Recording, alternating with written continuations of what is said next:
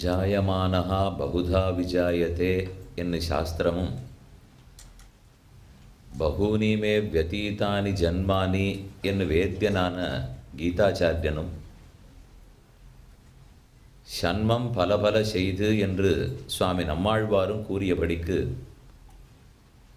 பகவானுடைய அவதாரங்கள் எண்ணிறந்தவை. அதை 10 அவதாரங்களாக நம்போல்வார் அனுபவிக்க வேணுங்கிறதுக்காகவே பகவான் ஒரு திட்டத்தை ஏற்படுத்தி வைத்துள்ளார். மத்ஸ்ய கூர்ம வராக நரசிம்ம வாமன பார்கவராம ராம பலராம கிருஷ்ண கல்கி என்று 10 அவதாரங்கள். ஒவ்வொரு அவதாரத்துக்கும் ஒவ்வொரு சிறப்பு.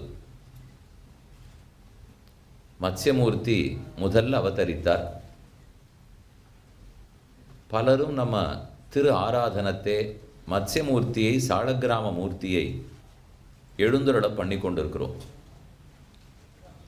சுதர்சன சக்கரம், சந்தான கோபாலன், இப்படியெல்லாம் முக்கியமான சாலக்கிராம பெருமாள்கள். அவர்களுக்குள் மத்ஸ்யமூர்த்தி மீன் வடிவில் இருக்கிற பகவான். மீன்னு சொல்லும்போதே ரொம்ப முக்கியமாக நாம் ஞாபகம் வச்சுக்க வேண்டிய கருத்து, தன்னுடைய கண்களால் கடாட்சித்தே குட்டிகளை ரட்சித்து விடும். பகவானும் அதே போல தன்னுடைய கடாட்சத்தால் தான் ஜகத்தையே ரட்சிக்கிறார். அங்கண்மா ஞாலத்தரசர் அபிமான பங்கமாய் வந்து நின் பள்ளிக்கட்டிற்கீழே சங்கமிருப்பார் போல் வந்து தலை பெய்தோம் கிங்கிணிவாய்ச் செய்த தாமரை பூ போலே செங்கண் சிறு சிறுதே எம்மேல் விழியாவோ என்ன ஆண்டாளுடைய பிரார்த்தனை. தாமரை போன்ற கண்களை திறந்து மெதுமெதுவே நம்மை கடாட்சிக்க வேண்டும். அப்படி அவர் செய்தாரானால் எங்கள் மேல் சாபம் இழிந்து எங்கள் சாபம் அனாதி காலமான பாபம் அனைத்தும் தொலைந்து போகிறது. கடாட்சத்துக்குன்னு பிரதானமான அவதாரம் மத்ஸ்யாவதாரம். அதைப்போல் பகவத் ராமானுஜருடைய கருணையே பொங்கக்கூடிய வழிகளாலே கடாட்சித்தே தன் பக்தர்களை திருத்துகிறார். ஒரு அழகான ஸ்லோகம் உள்ளது. ஏகையைவ குரோர் திருஷ்டியா துவாபியாம் வாபி லபேத யத் ந திஸ்ருபிஹி ந அட்டாபிஹி சஹஸ்ரேணாபி என்று ஒரு ஸ்லோகம். தராசை எடுத்துக்கணும். அதனுடைய ஒரு தட்டில் சிவபெருமானுடைய 3 கண்கள், பிரம்மாவனுடைய 8 கண்கள், ஸ்ரீமன் நாராயணனுடைய 1000 கண்கள். இதெல்லாத்தையும் தராசனுடைய ஒரு பக்கத்தில் வைக்கணும். ஆச்சாரியன்கிற குரு அவருடைய ஒரு கண்ணை மற்றொரு தட்டில் வைக்க வேண்டும். அப்படியே வைத்தாலும் ஆச்சாரியனுடைய ஒரு கண் இருக்கிற தட்டு உயர்ந்திருக்கும் அப்படின்னு இந்த வாக்கியம் சொல்ல வர்றது. ஏகையைவ குரோர் திருஷ்டியா, ஒரு கண்ணால் ஆச்சாரியன் பார்த்தாலே போரும். அதுவே இந்த 1000, 8, 3 எல்லாத்த விட சிறந்தது. இன்னும் ஆச்சாரியன் 2 கண்களால் வேற பார்த்துட்டார்னு வச்சுங்க, அப்போ அதுக்கு நிகரே கிடையாது என்ன இந்த ஸ்லோகத்தினுடைய பொருள். அது என்னது? ஒரு கண்ணால் பார்க்கறது, 2 கண்ணால் பார்க்கறது. யாருக்குமே வெளிக்கண் ஒன்று, உட்கண் ஒன்று. வெளிக்கண்ணுங்கிறது இதோ சக்ஷுசு, கண்ணு தெரிகிற கோளம், மாம்ச பிண்டம். ஆனால் உள்கண்ணுன்னு சொல்கிறது ஞானக்கண். ஆச்சாரியனுக்கு 2 கண்கள் உண்டு. வெளிக்கண்ணாலேயும் கட்டாட்சிக்கிறார், தன்னுடைய அகக்கண்ணாலே உட்கண்ணாலே ஞானக்கண்ணாலேயும் கட்டாட்சிக்கிறார். அவர் வெளியில் இருக்கிற கண்ணால் கட்டாட்சித்தாலே போரும், அப்போவே நமக்கு எல்லாமே கிடைத்துவிடும். அவர் தன்னுடைய உள்ளார்ந்த கண்ணாலே இவனுக்கு எல்லா ஞானமும் வரட்டும் நாம் சொல்லணும்னு நினச்சி நேரமின்மையால் எதை உபதேசிக்காமல் போயிருக்கோமோ அது அத்தனையுமே தன் சிஷ்யனுக்கு புரியட்டும் அப்படின்னு தன் உள்ளத்தினால் அவர் நினச்சுனுட்டார்னால் இவர் வாசிக்காததெல்லாம் கூட அவனுக்கு புரிஞ்சுப்படுறது. ஏன்னா ஒரு ஆச்சாரியனிடத்தை எல்லாத்தையுமே கற்றுனுட முடியாது. பாடம் படிக்கிறதுக்கு 7 வயசுக்கு போய் சேர போகிறோம். அப்புறம் ஒரு 12 வருஷம் அவர் அத்தியனம் பண்ணி வைப்பார், கற்றுக் கொடுப்பார். 20 வயசுக்கு புறப்பட்டு வந்துவிடுறா. அந்த நாள்லெல்லாம் சீக்கிரமே தான் கல்யாணம் ஆகிட்டு இருந்தது. அப்போ அதற்கப்புறம் அனுஷ்டானம், ஆராதனம், உபதேசம் இப்படி தான் பண்ணிட்டு இருந்திருக்கா. அப்போ வெறும் 12 வருஷத்துக்குள்ளே எல்லா வேதம், வேதாந்தம், இதிகாச புராணம், மனு முதலான ஸ்மிருதிகள், அத்தனை 4000 திவ்ய பிரபந்தம், ரகசியம் எல்லாம் நடக்காது. நிஜமாவே ஒருத்தர் கற்பூர மூளையாகவே இருந்தால் கூட சட்டுன்னு அப்படி தெரிஞ்சுக்க முடியாது இல்லையோ. அதனால குரு கிளம்பி போறச்சே, குருகுலவாசம் முடியறச்சே ஆசீர்வாதம் பண்ணி அனுப்புகிறார். நமக்கு நேரமின்மை காரணமாக என்னால் பல விஷயங்களை சொல்ல முடியாத போயிருக்கோம். ஆனால் எதை சொல்லணும்னு நினச்சி ஆனால் சொல்ல முடியலையோ அது அத்தனையும் நான் சொல்லாததெல்லாம் உனக்கு தோணட்டும் அப்படின்னா எப்பப்போ காலப்போக்கில் வயசாக வயசாக அவருக்கு எல்லா அர்த்தங்களும் தோன்றதுக்கு ஆரம்பிச்சுடுறது. இதை ஒரு இடத்துல சொல்லிட்டு இருந்தேன். முடித்த உடனே ஒருத்தர் வந்து கேட்டார், ஆச்சாரியன் என்னன்னு ஆசீர்வாதம் பண்ணார்? நான் சொல்லாததெல்லாம் உனக்கு தோணட்டும். இதைத்தானே நீ சொன்னீர்? அதுதான் எனக்கு தோணிட்டு இருக்குன்னா.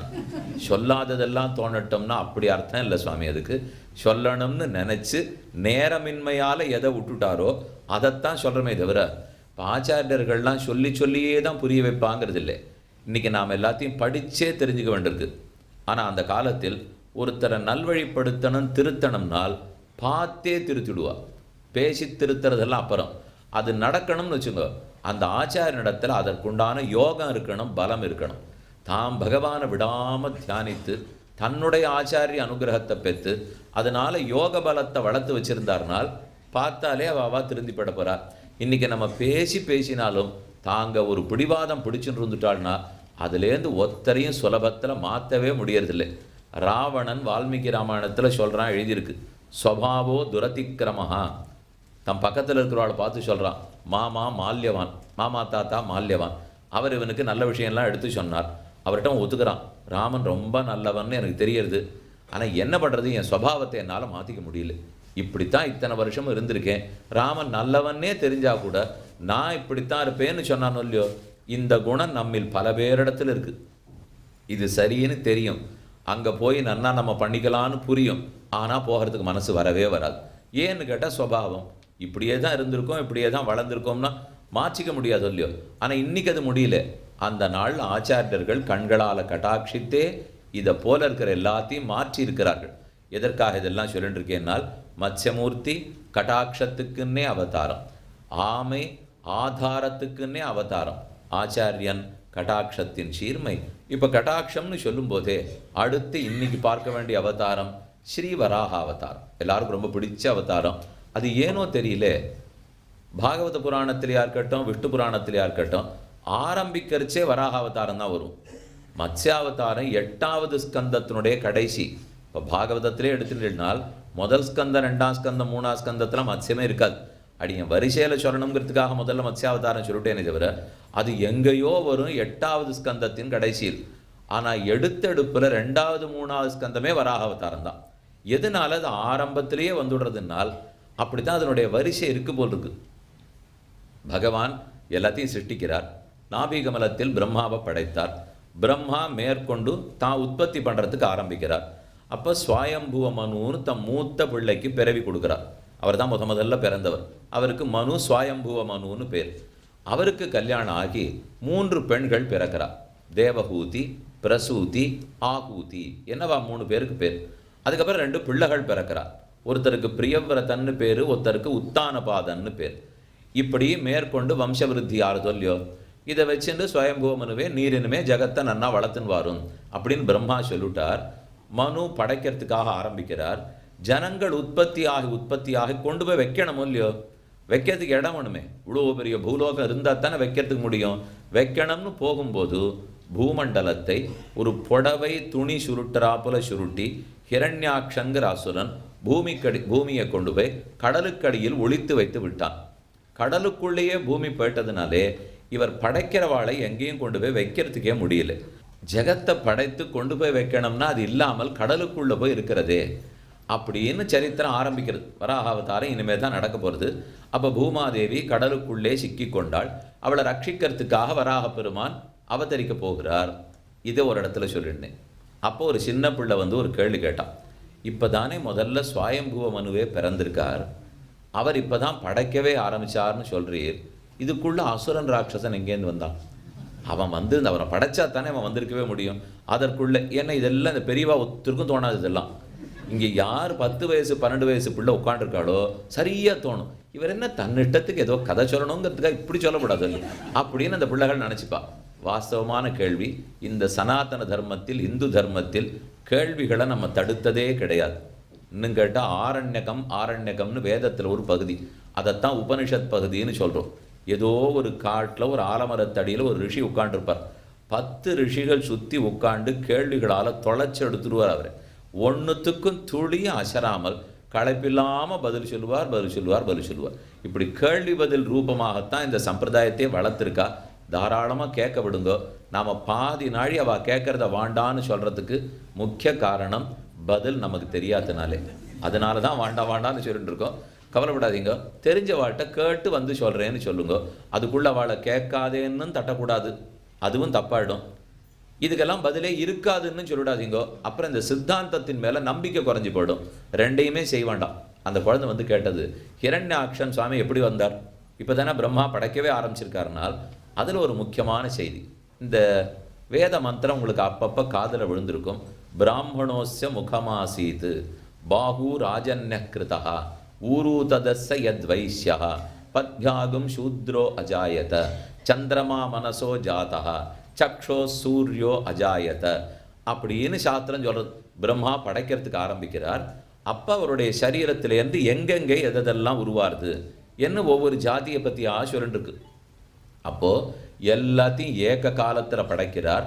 பிராமண க்ஷத்ரிய விஷ முதலானவர்கள், கந்தர்வர்கள், யக்ஷர்கள், கிண்ணறர்கள், ராட்சசர்கள், அசுரர்கள், நாகர்கள், 2 கால் பிராணி, 4 கால் பிராணி, ஒத்த குழம்பு பிராணி, ரெட்ட குழம்பு பிராணி, கொம்பு இருக்கிற பிராணி, கொம்பில்லாத பிராணி, நடப்பன, பரப்பன, ஊர்வன, இது இத்தனை தன்னுடைய சரீரத்திலேருந்து ஏக காலத்தில் உருவாக்கி விடுறார்.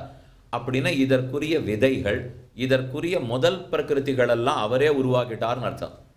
அதுக்கப்புறம் சுவாயம்புவ மனுவை படைத்து மேற்கொண்டு ஜெகத்தநீர் படையும்னு சொல்லியிருக்கார். அதனால் எந்த கேள்விக்குமே சாஸ்திரத்தில் கொஞ்சம் ஆழமாக தேடினோன்னு பதில் கிடைச்சிடும். அப்போ அவர் உருவாக்கணும்னு ஆரம்பிக்கச்சே ஏக காலத்தில் எல்லாத்தையுமே படைக்கிறதுக்கு ஆரம்பிச்சுட்டார். அதனால் இணையினமாக பறவையையே இனிமேத்தான் சுவாயம்புவ மனு படைக்க போகிறாருன்னு இல்லை, பறவை இனத்தையும் தொடங்கி வச்சுட்டார், பிராணி இனத்தையும் தொடங்கிட்டார். அண்டஜ, உத்பிஜ, ஸ்வேதஜ என்னெல்லாம் வெவ்வேறு புராணம் சொல்கிறது. அண்டஜம்னா முட்டையிட்டு பிறக்கிற ஜந்துக்கள், ஸ்வேதஜன்னா வியர்வேலேருந்து பிறக்கிற ஜந்துக்கள், உத்பிஜன்னு சொன்னால் பூமியை பிளந்து கொண்டு முளை விட்டு வருகிற ஜந்துக்கள். இப்போ செடி கொடிகளெல்லாம் முளை விட்டு வரும். இப்போ நாம் எல்லாரும் கர்ப்பத்திலிருந்து வர்றவா, பறவைகள் இனமெல்லாம் முட்டையிட்டு வர்றது, ஸ்வேதத்திலேருந்து சில கிருமிகள் புழுக்கள் எல்லாம் ஸ்வேதத்திலேருந்தே உருவாகும். கர்ப்பமே இல்லாத உருவாறதெல்லாம் இருக்குது. மொத்தத்துக்கும் விதிவிலக்கோட பட்டியல் கொடுத்துருக்கா. ஏன்னா இப்படித்தான் சொல்லி முடித்த உடனே கூடவே சந்தேகம் வரும். சீதா தேவி அவதரித்து இந்த நாளில் எதுலேன்னுவா, ஆண்டாள் அவதரிச்சது இந்த நாளில் எதுலேன்னு கேட்பா. ஏன்னா இவர்களால் இந்த நாளிலையுமே பிறக்கலை. சீதா அவரைச்சார்னா பூமாதேவி படுத்தாள்னு சொல்கிறோமோ இல்லையோ, உடனே அதில் விதிவிலக்கோட சொல்கிறா. நமக்கு எங்கே சந்தேகம் வருமோ இவன் தக்கி நின்றுடுவனோ, ஓஹோ அந்த மாதிரி சந்தேகத்துக்கு இடம் கொடுக்கக்கூடாது. அவள் அப்படி அவதரிச்சாள்னு உடனே அடுத்த கேள்வி என்ன வரும்? அப்போ பிரம்மா அவர்களை படைக்கலையான்னு கேட்பா. அப்போ யார் படைத்தான்னு கேள்வி வரும். பதில் சொல்கிறா. எங்கே என்ன சந்தேகம் வந்தாலும் விதிவிலக்குன்னு இருந்தால் உடனே நமக்கு பதில் கிடைச்சிரும். ஆனால் இதெல்லாம் படித்து முடிக்கிறதுக்குள்ள நாழி ஆயிடுறது. அங்கே தான் நம்ம கட்டப்பட்டுடுறோமே தவிர பொறுமையாக இருந்து நேரத்தை ஒதுக்கி வச்சோம்னால் தெளிவாக அர்த்தங்கள் நமக்கு புரிஞ்சுப்படும். அதனாலே சுவாயம்புவமனு படைக்க ஆரம்பிக்கிறச்சே ஹிரண்யாக்ஷன்கிற அசுரன் கொண்டு போய் பூமாதேவியை ஜலத்துக்குள்ளே வச்சுட்டான். பிரம்மா இடத்துல புகார் வந்துடுத்து. பிரம்மா ஆழ்ந்து சிந்திக்கிறார். அதனால் அப்படி நெத்தியை சுருக்கினாராம். நன்னா சிந்திக்கச்சே கொஞ்சம் மேல் மூச்சு விட்டு மூக்கு கொஞ்சம் வடச்சின்னு இருக்கு மொழியும், இந்த மூச்சை வேகமாக விட்டுருக்கார். நெத்தியை சுருக்கின்னு யோசிச்சிருக்கார். உடனே இந்த மூக்கனுடைய ஒரு நுனியிலேருந்து ஒரு இவ்வளவு சின்ன பன்றி, ஒரு குட்டியாக இருக்கக்கூடிய ஒரு பன்றி வெளியில் வந்து விழுந்தது. என்ன நாம் என்னமோ யாரையோ ரட்சிக்கணும்னு நினச்சிட்டு இருந்தா பன்னிக்குட்டி வெளியில் வந்து வருதே என் இவர் நினச்சிட்டு இருக்கிறதுக்குள்ளே கிடுகிடுன்னு அந்த பன்றி வளர்கிறதுக்கு ஆரம்பிச்சது. 1 யானை அளவு பெருசாச்சு, 10 யானை அளவுக்கு பெருசாச்சு, 100 யானை அளவுக்கு பெருசாச்சு. அந்த பன்றி உலகத்தையே அடைக்கிற அளவுக்கு பெருசாக நிற்கிறது. இதை பார்த்த உடனே ரிஷிகள் எல்லாரும் ஸ்தோத்திரம் பண்ணுறான். மகாவராக ஸ்புடபத்மலோச்சனா பரமாத்மஸ்தமைவைகா நான்யோஸ்தி ஜெகதப்பதே, ஜகத்துக்கு பதியான ஈஸ்வரனே உனக்கு நிகராக நாம் பார்த்ததில்லை. எதற்காக அவதரித்திருக்கிறீர்? நீர் ஒருவர் அல்லவோ? இதை போல ஒரு பன்றி இது வரைக்கும் முன்னும் பின்னும் நாங்கள் பார்த்ததில்லை, எதற்கு அவதரித்திருக்கிறீர்னு கேட்குறார். அப்போ அந்த பெருமாளை சேவிக்கும் போது யஜ்ஞவராகத்தோட ஒரு ரூபமாக நிற்கிறார். இந்த விஷயத்தை கொஞ்சம் நன்னா மனசில் வாங்கிக்கோங்க. தஸ்ய யஜ்ஞவராகஸ்ய விஷ்ணோர் அமித தேஜசா. தஸ்ய யஜ்ஞவராகஸ்ய, வராகம் வராகம்னா பன்றி, சூகரம்னு சொல்லுவா, வராகன்னு சொல்கிறா. பரியாய சப்தங்கள் ஒரு பொருளை குறிக்கிறதுக்கு நிறையா சப்தங்கள் இருக்கும் இல்லையோ.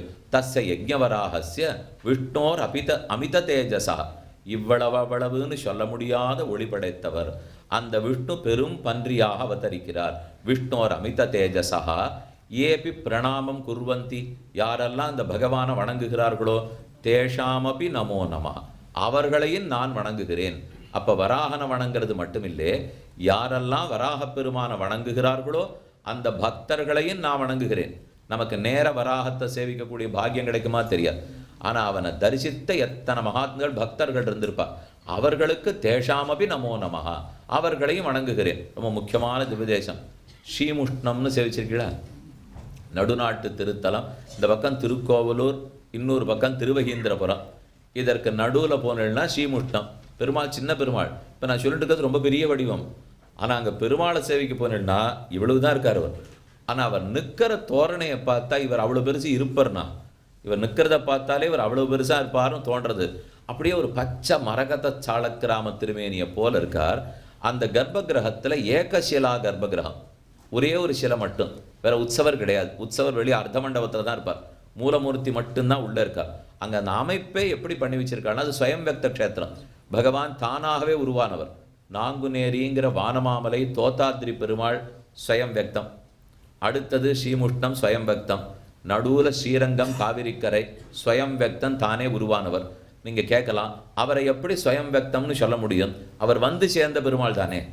ஏன்னா அயோத்தியில் இருந்தார், அங்கிருந்து விபீஷணன் வாழ்ந்து வந்து இங்கே எழுந்துருளை பண்ணியிருக்கார். அப்போ எப்படி தானே உருவானார்னு சொல்ல முடியும்னால், அவர் உருவானது முதல்ல திருப்பார்கடலில், அப்போ தானே உருவானார். ஸ்வயம் வியக்தம்னா இந்த க்ஷேத்திரத்திலே தானே உருவானார்னு சொல்லலை இப்போ.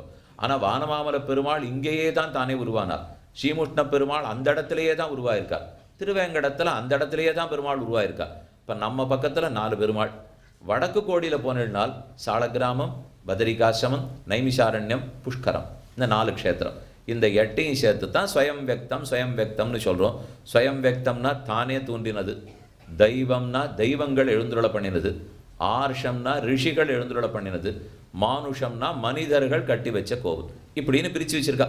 கோவில்களை 6 கட்டினாங்கிறத பொறுத்ததிலே அதில் ஸ்ரீமுஷ்ண பெருமாள் ஸ்வயம் வியக்த க்ஷேத்திரம் நடுவாக எழுந்துருளிருக்கார்.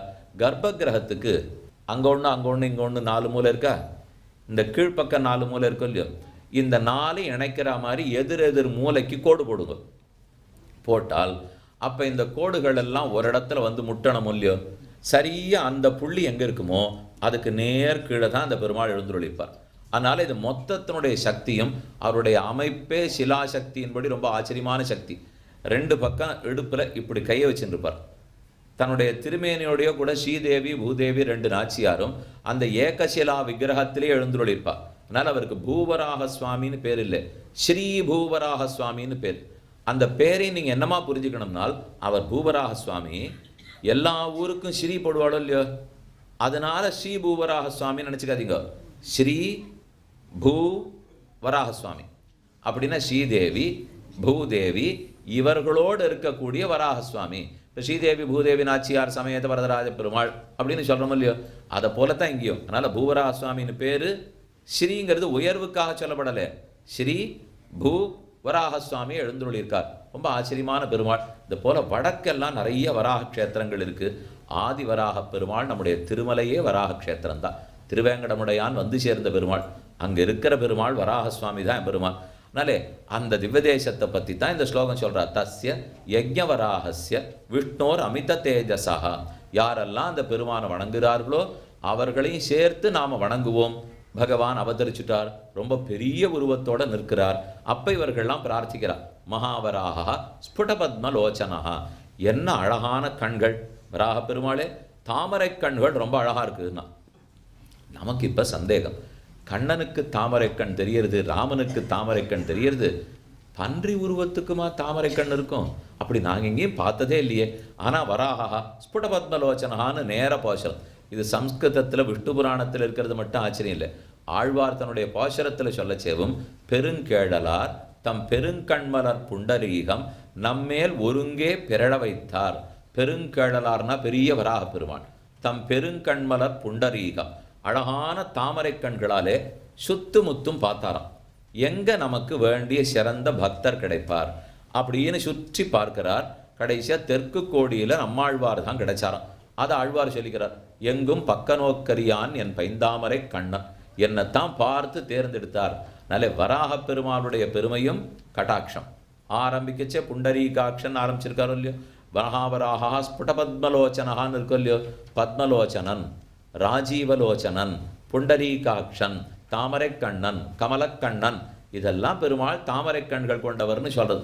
அப்படி வராக பெருமானுக்கு போய் தாமரை கண்கள் இருக்குமானால் எந்த அவதாரம் பகவான் எடுத்தாலும் அவருடைய பெருமகள் குறையாமல் தான் பிறக்கிறார்.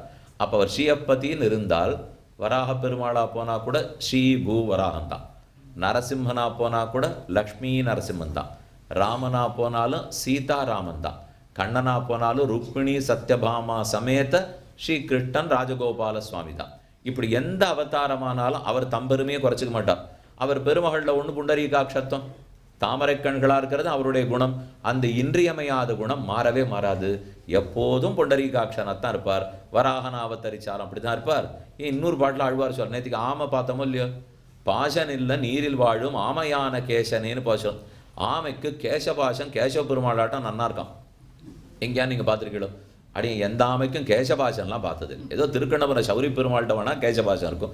அதை விட்டு ஆமையில் இருக்குமானால் அவர் கேசவன்னு சொன்னால் எந்த அவதாரம் பண்ணாலும் கேசவன் தான். அவர் சங்க சக்கரதாரின்னு சொன்னால் எந்த அவதாரம் எடுத்தாலும் சங்க சக்கரதாரி தான். பகவான் அவதரித்து நீண்ட தன்னுடைய திருமேனியோடு நிற்கிறார். தஸ்ய யஜ்ஞவராகஸ்ய. அப்போ அந்த பெருமாளை பற்றி நீர் யஜ்ஞவராகன்னு சொல்கிறார். யஜ்ஞமே உருக்கொண்டா போல நின்னார். ஒரு யஜ்ஞம் யாகம்ங்கிறது எதுக்காக பண்ணுறோம்? யஜ்ஜுன்னு ஒரு தாத்து. சம்ஸ்கிருதத்தில் தாத்துவில் இருந்தான்னு அர்த்தம் வரும். இப்போ கச் அப்படிங்கிறது கிரியா தாத்து. கச் போதல், வது பேசுதல், எடுத்தல், ஆது லாது ஆனானே, எடுக்கிறது கொடுக்கறது, இதெல்லாம் தாத்து சொல்கிறாலும் இல்லையோ. அதை போல் இந்த தாத்து சொல்கிறது யாகம். யஜ்ஞம்னு சொன்னால் தேவ பூஜான்னு அர்த்தம். யஜ தேவ பூஜாயாம், தெய்வத்துக்கு பூஜை செய்யறதான் யாகம்னு சொல்கிறோம்.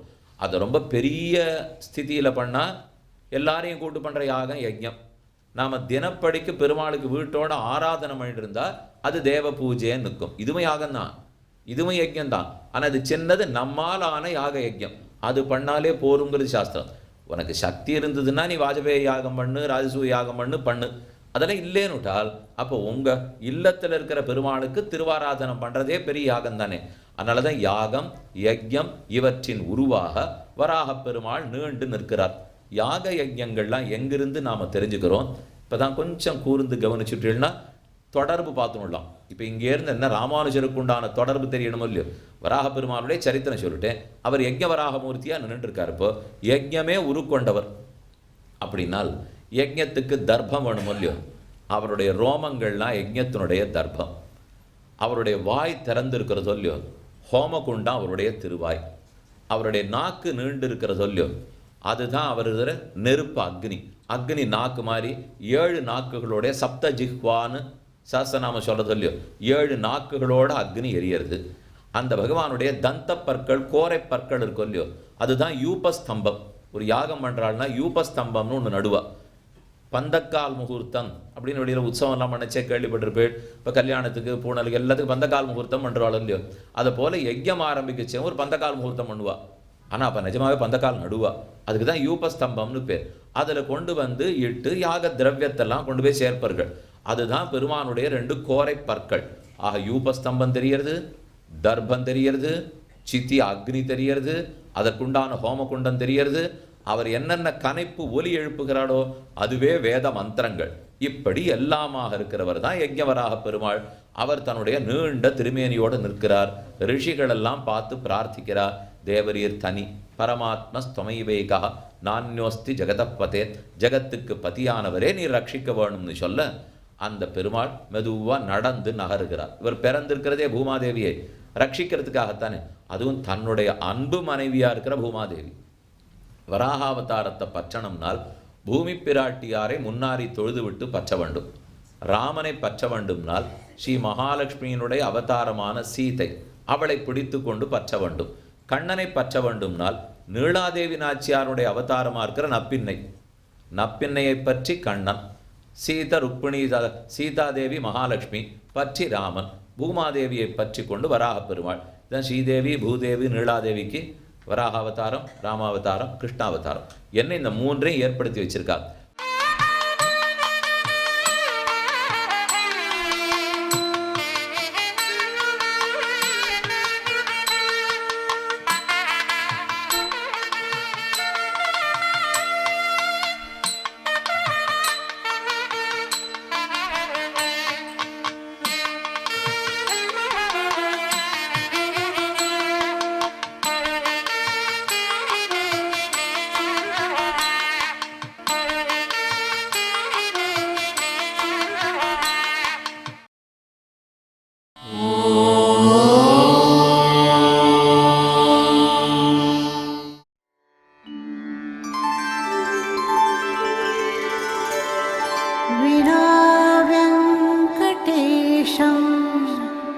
ननाथो ननाथः सदा वेङ्कटेशं स्मरामि स्मरामि। हरे वेङ्कटेश प्रसीद प्रसीद, प्रियं वेङ्कटेश प्रयच्छ प्रयच्छ।